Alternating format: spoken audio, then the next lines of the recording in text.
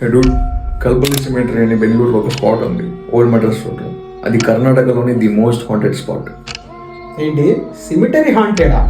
Old ప్యూరియల్ ground అది. అక్కడి locals కూడా చెప్తారు, అటు సైడ్ నైట్ ఎవరైనా వాక్ చేసినప్పుడు ఒక బ్లాక్ షాడో మనల్ని ఫాలో అవుతుంది అని.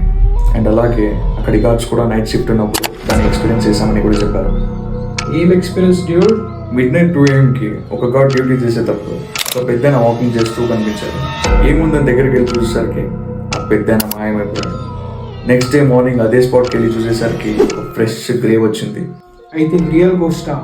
అండ్ ఇందులో క్రేజియస్ట్ పార్ట్ ఏంటంటే people who visit the spot after mid night వాళ్ళందరూ చెప్పేది ఒకటే, suddenly cold wind, breathing problem and phone switch off అయిపోతాయి అండ్ ఇంకా దగ్గరలో ఉన్న కుక్కలు అరుస్తాయి. టోటల్గా బాడీ మొత్తం హెవీగా ఫీల్ అవుతుంది అని. సో నైట్ టైం జనాలు ఇప్పుడు కూడా అక్కడికి వెళ్తూ ఉంటారా? డూడ్, ఈవెన్ పోలీస్ కూడా మిడ్ నైట్ ఆ ప్లేస్ని అవాయిడ్ చేస్తారు.